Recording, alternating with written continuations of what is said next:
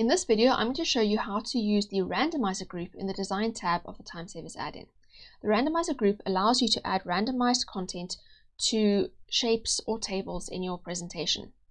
You can add content in the form of text, or you can add content in the form of shapes and pictures if you want to as well. I'm going to first show you how to do the text option. So when you want to add text content to the shapes or picture or tables in your presentation, you need to add your content to the content field, and there are two ways of doing that. The first way is just to type it in here. The types of content that you can type in is you can have letter ranges where you have uppercase letters or lowercase letters, and you just say what letter you want to start at and what letter you want to end at, and you indicate it as a range like that. Or you can have number ranges as well, saying what number you want to start at, what number you want to end at. And you can also choose to have skip counting, so you have intervals if you want to as well. If you just say for instance 2s, it will just do the first 10 multiples, so it would be 2, 4, 6, 8, 10, 12, 14, 16, 18, and 20, and then it would start again at 2. Or you can have, again, skip counting, but you can indicate the range that you want with the skip counting. So I have 5s, and then I also say 1 to 100, meaning that I want to have numbers starting at 1 and then counting in 5s from 1. So it'll be 1, 6, 11, 16, and so on, and not going higher than 100.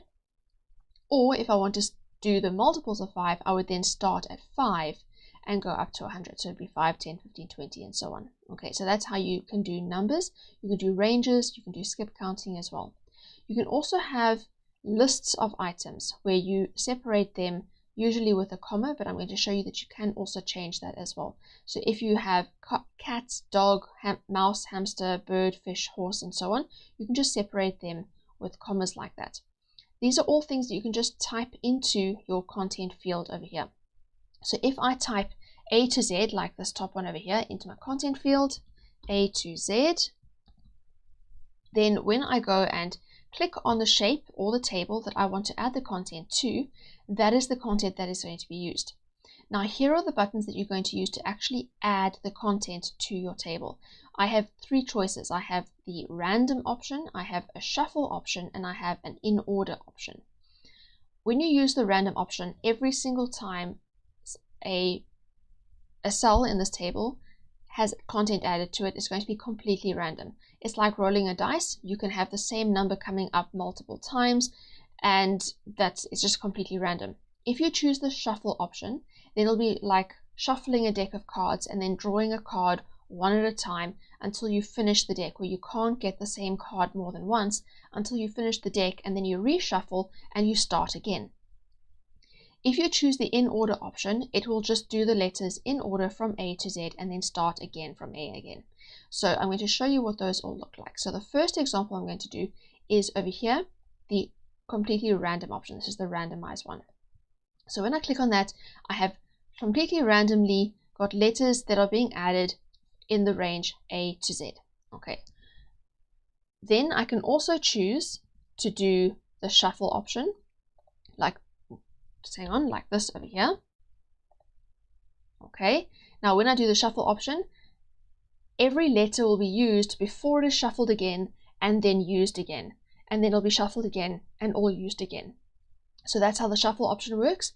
Or I can also do the in order option, in which case they'll be added to the table in order from A to Z and then start again. Now what I haven't shown you yet is that you've got these buttons over here. This button is the one that's selected at the moment, and that's why the content has been added from left to right and then going down the table. So it's been added to the rows horizontally first, and then you work your way down the rows like that. If I had chosen to rather have this one selected, then when I add my content, it will add it down the columns first, and then it will go across from one column to the next and so on. Okay, so that is what these two buttons are for. They don't really matter when you're doing these two options, when you're using the randomize or the shuffle option, but when you're using the in order option, you can choose if you want it to be added horizontally first or if you want it to be added vertically first. Okay, so that's what those buttons are for. Then these buttons over here, I'm still going to get to this one, but these two, if I just so I've added content to this over here. If I choose to add content again without removing this content, then it'll just be added on after what is there. However, if you don't want that to happen, then what you can do is you have a couple of options. You can either use this option over here. If I select that, then this is going to replace the old content with the new content. So if I have that selected, then when I click on any of these buttons, the content that was there disappears and new content is added. So this option over here is to replace the existing content with the new content. Or I can deselect that. Now it's not going to replace it anymore. I can also use this one over here. This will add a space before the existing content. So if I select that and I add content again, then there's a space added before the new content after the old content that was already there. Okay, so that's what these options are for over here. Like I said, I'm still going to come to this one. The next thing I want to show you is that you can also add your content. So if you're adding a little bit of content, just a quick range or something like that, it's easy to just type it in here.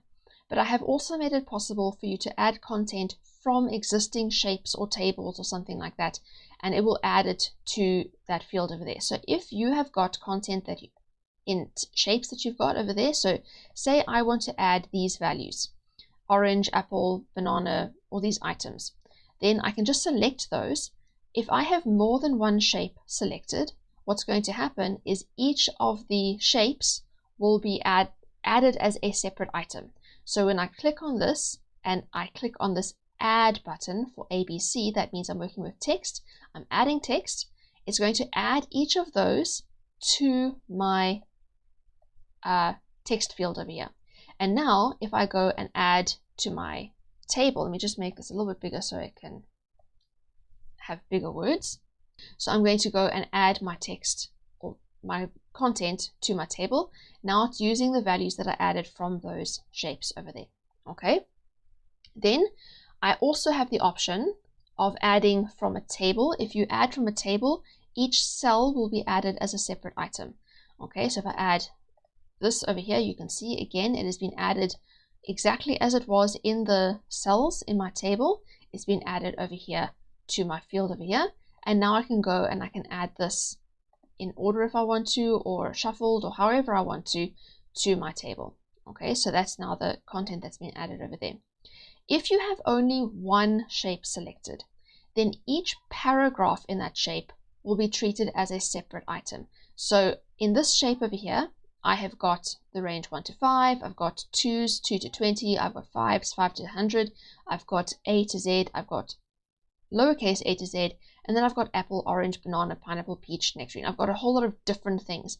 They are all in the same shape. Each of them is going to be added as a separate item, and they will just be separated by my list separator, which is a comma. So when I add this, you can see over here, I've now got 1 to 5, then I've got 2s, 2 to 20, then I've got 5s, 5 to 100, and so on. So all of these values have been added as separate items because I only had one shape selected, so each paragraph in that shape is treated as a separate item. Okay, so if I go and add this content over here, now I have got all of those things that I had over there being added to my table until I get there, and then I start again because I chose the in order option. Okay, if I chose the random option, it will be randomized like that, but it'll be using all of those values. And as you can see, you can also mix up and combine different types of content. So like over here, if I was typing it in, I could have typed it in like this. I could have had A to Z, comma, A to Z, comma, 1 to 20, comma, 2s, comma, 5s, 1 to 100, comma, 5s, 5 to 100.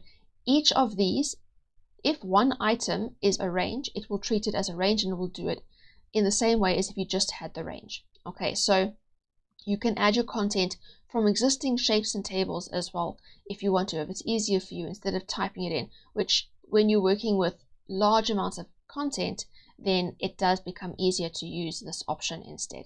If you're just wanting to do A to Z, then it's easier to just type it into the field. But if you're wanting to do a lot of content, then it is easier to type it into something else and then just add it over here. Okay, so that's text. Then I also want to show you quickly that I haven't shown you this button over here. This button allows you to add to multiple slides at once, to matching shapes on multiple slides. So if I wanted to add content to the same table on multiple slides, then if I select this option over here, then when let me just quickly, I've resized that table. So let me just go and change this back to that again so that they are matching each other. It won't work if they're not matching, okay? But if they are matching, then when I go, so let me just change this back to A to Z, okay? Then I can go and I can add content to the table, but if I go to the next slide, it has added content to that table as well. So if you've got this option selected, it means that the matching shapes on all slides will have content added to them, or the shapes that match the one that you have selected, or the ones that you have selected, will all have the content added to them. Okay, so that's what that button is for. I'm going to show you that more when we're getting onto the shapes as well. Okay, so now let's go and have a look at the shape option. So as I said, you can also, let me just go and clear all of this. So I'm just going to delete that, and I'm going to do that, and then that will clear all the text in that table. Okay, so you can also add content in the form of shapes or pictures if you want to as well. So to do that, what you need to do is you need to tag the shapes or pictures as content so that it knows that you're going to be using that as content, which it then needs to copy and paste into all of your tables and things that you're going to be using it for. So if I want to use these flowers over here, let me just ungroup that. Okay, so if I want to use these flowers over here as content, then I'm going to select the flowers that I want to use, and I will go and click on this button. This will tag them so that the randomizer knows to use these as content when it is adding content to my table or whatever I have selected. So if I select this table now, and I go and click on the randomize button, then it's going to take those flowers and it's going to put them into the table, and you can see that it's done that over there. Now you have different sizing options. So over here you've got the option to retain the size. In this case, the flowers were resized. They were resized to 90% so that they have a little bit of a border around them. It's not much of a border, but a little bit of a border. So they were resized, retaining the aspect ratio, so they weren't stretched or anything, so that they would fit nicely into the table. Okay, you can also choose to resize with different borders around them. You can also choose to resize without any space around them. You can also choose to resize or to stretch them so that they completely fill the cells, or you can choose to retain their size. Okay, so now I'm going to quickly show you what it looks like if I were to choose the retain size option.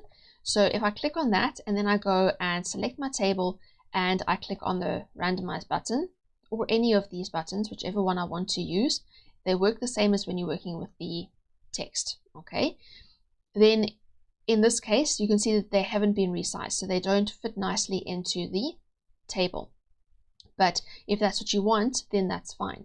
Okay, then you also have the option of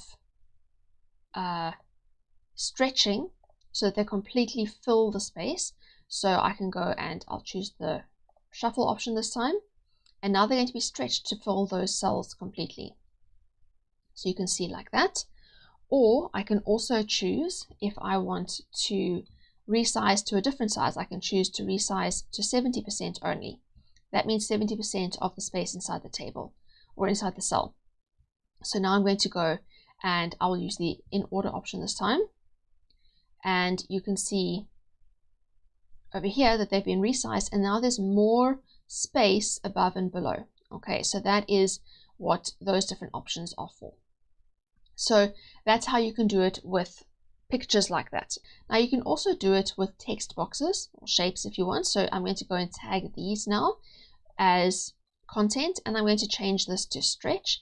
And when I have it as stretch, it means that each of these cells is going to be completely filled by each of these. Okay, so let's go and add our content over here.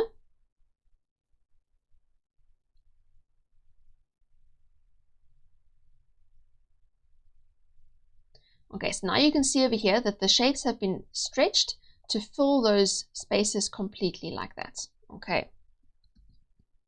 Then I'm going to go and show you as well over here. You can also do it with groups. So these, I've got groups of a flower and a text box.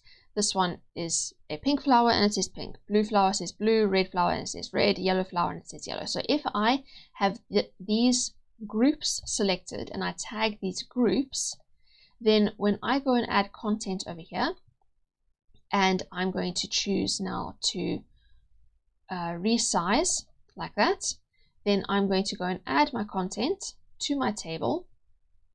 It's going to take a little bit of time. And now you can see when I add it that my text has been scaled down completely. It's much smaller now because this whole picture or the whole group had to be made much smaller, and the text will be scaled with the content. Okay. So that is how you can also do it with groups. Okay, so now let's go and have a look at what we can do when you have the same shapes on multiple slides like this. So if I want to make sure that my content is added to all of the shapes on the slides, I just need to make sure that I select this option over here, and then I'm going to go and select the shapes that I want. But first I'm going to make sure I have the correct content tagged. So I'm going to be using this content over here, and I'm going to tag it quickly. And remember, when I tag something, whatever was tagged before will no longer be tagged. So if I want these to be tagged as well, I need to select all of them and tag them. It doesn't add to what was already tagged, it replaces what was already tagged. Okay, so now I have tagged these flowers over here, and I'm going to go and use that as my content. So I'm going to go and select this table over here, and I'm going to add the content, but I'm going to make sure that it's going to add to all of the tables on all the slides that have tables matching the one that I'm selecting over here. Okay, so I'm going to go and add my content over here like that. And now it's going to add those flowers to all of the matching tables on the different slides like that. Okay, I can also, now in this case, I use the shuffle option. And you can see, because I use the shuffle option, every single slide has got completely unique flowers in each cell in the table. Okay, so you're not going to have any duplicates because the content that I chose to use had enough items to not have duplicates in a table. Okay, so long as I have at least as many items as there are cells in the table, you will not get duplicates, because what it does is it will shuffle the content and then it will add to the first table. Then it will check to see if there is still enough content left that hasn't been used yet before it adds to the next table. And if there's not enough content, it will reshuffle and it will start again. So you're not going to have duplicate content in any table so long as you have got enough content in the first place, enough items to add to your tables in the first place. You won't have any duplicates if you use the shuffle option. Obviously, if you use the randomize option, that's not going to happen because it is just adding content completely randomly every single time. So if I use the randomize option, I will end up having duplicates. Like this, you can see I've got 2 reds, I've got 2 of these light purples, and so on. So I've got duplicates if I choose to use the randomize option. Okay, so just be aware of that. If you choose the shuffle option, then you won't get duplicates in your tables. Okay, so long as you have enough items to start with. You can also choose the in order option, and in that case it will just add them in order until it reaches the end of all the items, then it will start again as you go through the tables like that. Okay, now you can also select other shapes besides tables. You can add content not only to tables, you can add content to other shapes as well. So if I select all of these and I still have this option selected, that means that it's going to add to the matching shapes on all slides. Then when I go and click on here, it's going to, or any of these buttons, it's going to add to all of the matching shapes on all the slides. So now it's added to these shapes as well as the table over there. Okay.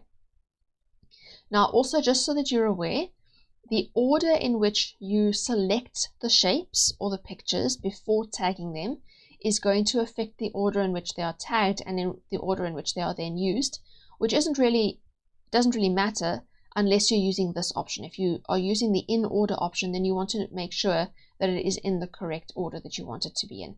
So say for instance, I'm using these over here. If I select them in a random order, then they're going to be added randomly. It's not going to know what is A, what is B, what is C in the shapes. It's not checking for that. So you need to make sure that you select them in the correct order. If you just drag and select like that, it will just select them in the order that they are on the slide, in their Z order. So whichever shape was added first, whichever shape was added second and third and fourth to the slide, they will be added, or they'll be tagged in that order. Okay, so just so you're aware of that. Also, when you are adding content to your shapes, then the order in which you select the shapes will also affect the order in which the content is added to the shapes as well. Okay, so just as so you're aware, you can also add text content when you have got other shapes selected as well. So say I want to add 1 to 100, then when I go and add my content like that, the content will be added to the shapes as well as the table. It doesn't only work for tables. Okay, so that's how you can add to shapes and tables. Now, something I haven't shown you yet is these over here. This allows you to change the list separators and the range indicators if you want to. The default is to use a comma to indicate listed items and to use a hyphen to indicate that you're working with a range, like I have over here, 1 to 100. But if you are working with content that actually has a comma in it that is supposed to be there as part of the content, or if you're using content that has a hyphen in it or a minus sign in it that is supposed to be there as part of the content, then you can't have those as your list and range indicators because it's going to confuse the randomizer. It's not going to know what to do. So say for instance, I want to work with negative numbers. If I want to have the numbers -20 to -3, now if I go and select this table over here and I try and add that, it's going to give me an error saying that there's a problem with the content I've added. Please check it and try again. And that's because it thinks I'm saying this is indicating a range, and that's indicating a range, and that's indicating a range, but that's not actually what I'm wanting to do. So because I want the hyphens to mean something other than indicating a range, I need to choose a different symbol to use to indicate the range. So I'm going to change that, and I'm going to use something else. I could use that symbol if I want to, or I could use any other symbol, so long as it's not something that I'm going to actually need as part of my content. And then I can go over here and change this over here to that same symbol that I put in over there. And now if I try and add my content, it's going to work. Now I can add negative numbers like that. Okay, so you can change your range indicator if you need to, so that you can use the hyphen or the comma as part of your content if you're needing to do that. You can also change the list separator if you need to. So if you are working with content that actually has commas in it, then you can change the list separator to something else, say for instance a slash, so that the randomizer knows that when it sees a comma, it's not supposed to separate items in a list. So if I were to have this as my list separator, then I would, if I was using say 1/3/2/8, now it's going to use those numbers as separate items like this. So I can go and I can do that, and it will use those values that I've put in there as separate items because it's now using the slash as my list separator. If I were to do the same thing but with a comma, then it's now going to not know that I'm doing a list because it thinks that that is my list separator. So if I were to do that, it would end up putting 1, 3, 2, 8 in every single one of the cells because now it doesn't know that I want the comma to be the list separator. So I need to go and change this back to a comma again so that it knows that that's what it's supposed to do, and then it will use it properly.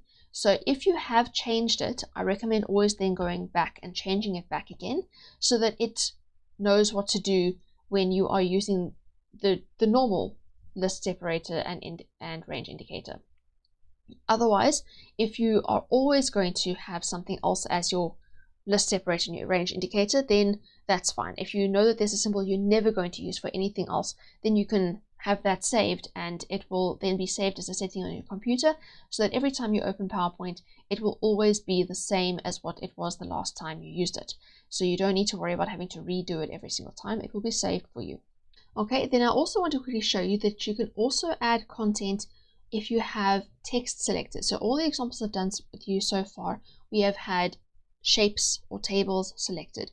You can also add content when you have text selected. So if, for instance, I have this text selected over here, this obviously only works when you're working with text content. It doesn't work if you have shape content. But if you have text content, then if I were to use this content that I've got over there, and I click on this, it will replace what I have got selected with an item from my content over there. Or I can have, say, 1 to 1,000, and it will then add a random number in that range in place of whatever I've got there. So it will replace whatever I have selected. Or I can also just have the cursor active in the text, and I can go and add, and then we'll just add after whatever the existing text was. Here I can also choose to add a space. If I choose to add a space, then when I add the content, it will just put a space in before adding the new content. So you can also add content to text, or when you have text selected. Instead of having a whole shape selected, you can also do it wherever you are wanting to in the text that you're busy with. So if you've got other stuff in your text and you want to specifically add content over here and you don't want it to go at the end, like if I was to select the whole shape, it would add my randomized content at the end of the text. But if I want to have it go in a specific place in my text, then I can select that spot or make the cursor active in that place in the text, and I can add my content in that place. So you can also add text like that as well.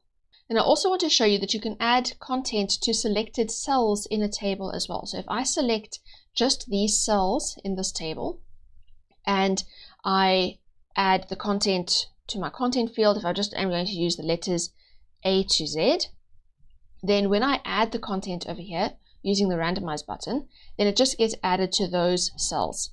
I can also do the same thing if I have the option to add to all slides selected as well. So if I go and add to these cells on this slide, then when I add the content, it'll be added to the matching cells in matching tables on all slides. Okay, so you can do that as well. And you can do the exact same thing if you have text or shapes or pictures added as your content as well. So I can quickly tag these flowers as my content, and then I can go and select whichever cells I want to add it to, and I can add like that.